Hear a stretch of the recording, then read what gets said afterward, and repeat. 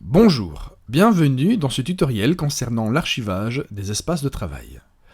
Si vous êtes concerné par des élèves qui passent une seconde session ou qui ont des travaux de vacances, je vous conseille de ne pas procéder à l'archivage de vos espaces pour permettre à ces élèves d'accéder à vos espaces de travail.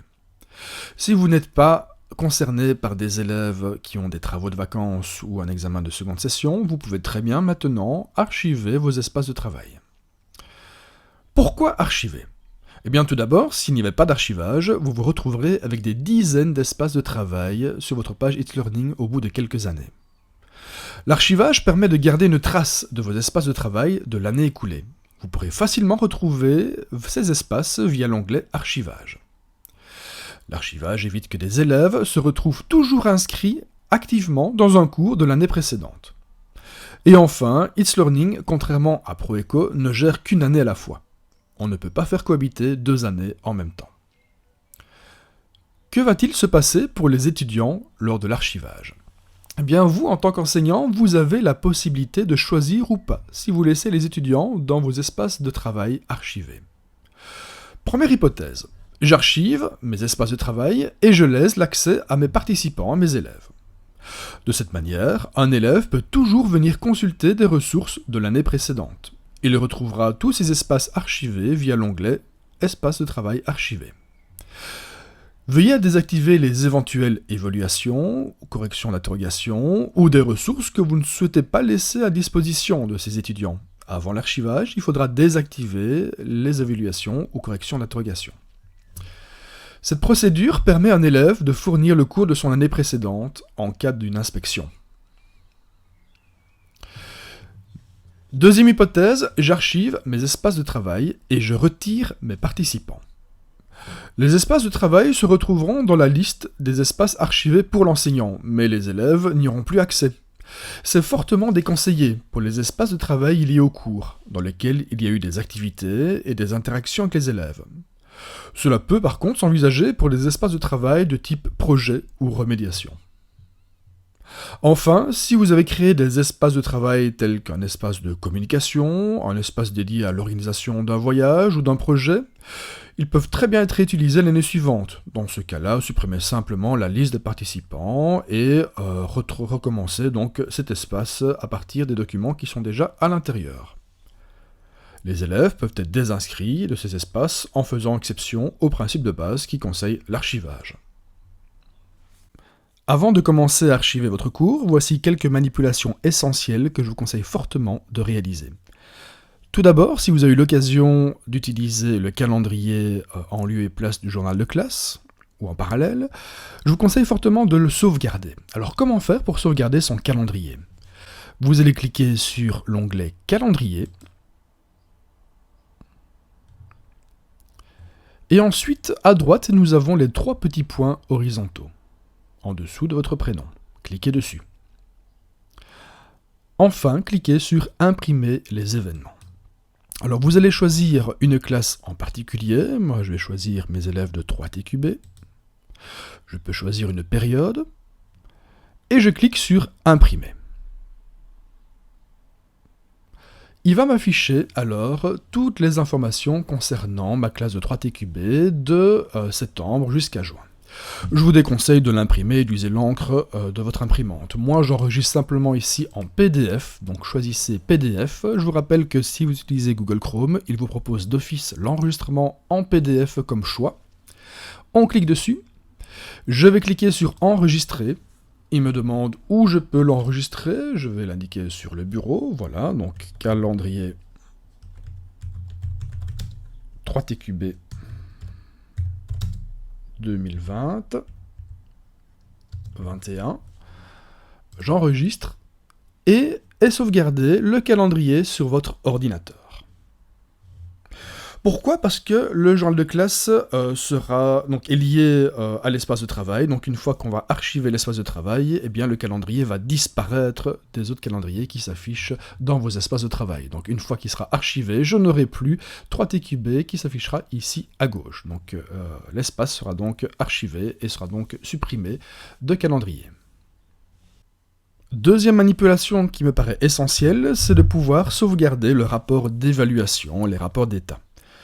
Les cours archivés permettent de garder une trace des activités et évaluations réalisées durant l'année précédente, d'où l'importance d'un archivage par chacun des enseignants. Je vous conseille fortement donc de sauvegarder votre cahier de cotes au format Excel via l'état et suivi de cours avant de l'archiver, pour avoir donc une trace. Alors comment faire? Je suis simplement ici sur mon espace de travail 3TQB bureautique. Je vais cliquer sur état et suivi. Ensuite, rapport d'évaluation. Là, je peux choisir la période que je veux sauvegarder. Et je vais donc dans les 3 petits points horizontaux, cliquer dessus et afficher dans Excel. En cliquant dessus, eh bien, il va me générer un fichier qui va s'afficher en haut à droite, comme quoi le fichier a bien été téléchargé. Je double-clique dessus. Et j'ai donc bien, dans mon dossier téléchargement de mon ordinateur, la période avec les points des élèves.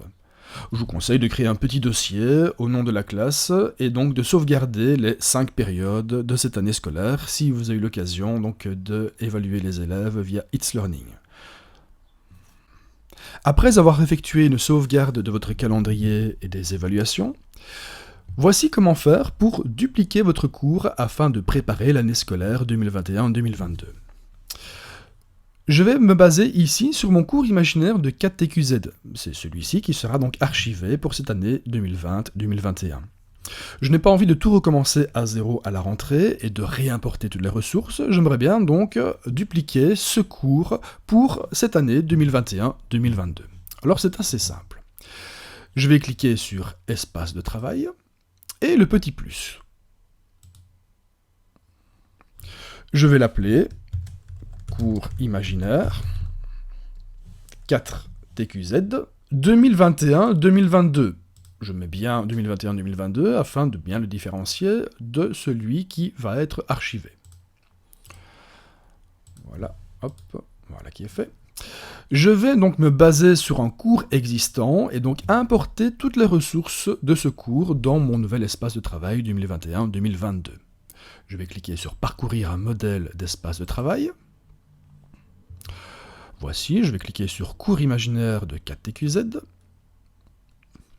Il m'indique les différentes périodes. Moi, je devrais attendre la fin des archivages des différents cours pour créer une nouvelle période pour 2021-2022. Et là, je vous avertirai donc des nouvelles dates. Je vais donc cliquer sur Enregistrer. Mon nouvel espace de travail, voilà, vient d'être créé et copie donc tous les fichiers, toutes les ressources de mon cours imaginaire de 4TQZ de cette année pour préparer le cours imaginaire de 4TQZ de 2021-2022. Donc on voit le petit curseur qui tourne, donc il est en train d'être synchronisé. Si je clique déjà sur ressources, je peux voir qu'il est déjà en train de dupliquer les ressources de mon cours qui va être archivé. Attention à bien désactiver les ressources afin que les élèves ne voient pas ces ressources. Par défaut, certaines ressources peuvent être activées. Je vous conseille fortement de bien vérifier si les ressources sont activées ou pas. Donc je vois ici qu'il y en a une série qui est activée. Je désactive parce que je ne souhaite pas que les élèves aient déjà accès à différentes ressources. Voilà, attention, si vous avez une deuxième page, bien cliquer sur la deuxième page. Donc maintenant, j'ai mon cours imaginaire qui est en train d'être synchronisé. Voilà qui est fait. Je regarde si tout est bon.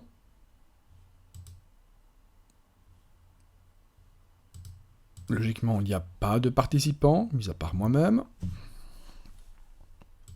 Et donc là, je suis prêt pour l'année scolaire 2021-2022. Et mon ancien cours va pouvoir être archivé. Donc si je clique sur Accueil, je vais voir que j'ai bien un cours imaginaire 2021-2022. C'est toujours ça, toujours intéressant de pouvoir mettre la date à côté afin de ne pas confondre avec un autre et de faire une mauvaise manipulation lors de l'archivage. Et donc ce cours-ci va bien être archivé par la suite. Si vous avez créé un cours modèle, là c'est encore l'idéal, je vous conseille fortement donc de créer un cours modèle. J'ai réalisé un tutoriel à l'époque sur la nécessité de créer un cours modèle, c'est très intéressant si vous donnez plusieurs fois le même cours. Exemple, moi au lycée j'ai 11 classes de deuxième année, je crée un seul cours modèle que je réinjecte en un clic dès qu'il y a une mise à jour des ressources. Donc en un clic c'est réinjecté sur les différents espaces de travail. Donc je vous conseille fortement de revoir le tutoriel YouTube qui concerne donc l'intérêt de créer un cours modèle. Mais ce n'est pas une obligation, vous pouvez très bien donc dupliquer en fin d'année un cours comme on vient de le voir et de le renommer en 2021-2022. Et donc par la suite, je vais simplement cliquer sur le bouton archiver, mais auparavant j'ai 2-3 petites manipulations à faire et on va le voir maintenant. Voilà, maintenant nous sommes prêts pour archiver notre cours. Alors il y aura une toute petite modification à effectuer, très rapide, et vous allez pouvoir enfin cliquer sur le bouton archiver. Alors comment faire? Je vais archiver mon cours imaginaire de 4TQZ. J'en ai fait la copie qui est juste ici, cours imaginaire 4TQZ 2021-2022. Donc là se trouvent déjà toutes mes ressources que j'ai copiées tout à l'heure. Je clique sur le cours que je veux archiver. Voilà, ensuite je vais cliquer sur le plus, et enfin, paramètres. Je vais cliquer sur propriétés et fonctions de l'espace de travail.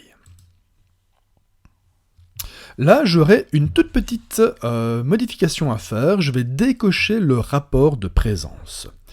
Pourquoi? Eh bien, pour éviter le mélange des rapports de présence d'une année scolaire à une autre. Je le décoche. Je clique sur enregistrer. Je vérifie qu'il est bien décoché par la suite, voilà, il est bien décoché. Et maintenant, je peux cliquer sur les 3 petits boutons horizontaux, hop, et cliquer sur déplacer dans une archive. Je valide en cliquant sur OK. Et voilà, mon cours est archivé. Si je clique maintenant sur espace de travail, je vais donc voir qu'il n'apparaît plus. Mon cours n'est plus affiché, n'est plus actif ici dans mes espaces de travail favoris. Et il ne reste plus que le cours imaginaire de 4TQZ 2021-2022 qui contient toutes les ressources qu'on a copiées tout à l'heure. Je souhaite voir où se trouve mon cours archivé. Je vais cliquer sur espace de travail, tous les espaces de travail. Et là, je vais demander à ce qu'il m'affiche uniquement ceux qui sont archivés et non pas actifs. Et là, je vois bien que mon cours imaginaire de 4TQZ a bien été archivé. Si vous souhaitez le désarchiver, vous cliquez sur le petit bouton et désarchiver, hop, voilà, et il nous permet donc de récupérer l'espace de travail sélectionné à partir de l'archive. Et voilà, tout simplement maintenant, vos cours est archivé. J'espère que ce petit tutoriel a été suffisamment clair. Si ce n'a pas été le cas, n'hésitez pas à m'envoyer un message, un email à david.nissen@ech.be. N'oubliez pas qu'on a le temps de faire tout seul à toutes ces manipulations. Donc, pour rappel, les enseignants qui ont des secondes sessions avec des élèves et des travaux de vacances feront ces manipulations à la rentrée. It's Learning ne sera effectif vraiment qu'à partir de la mi-septembre, quand on basculera de l'année 2020-2021 à l'année 2021-2022. Ce sera plus ou moins vers la mi-septembre.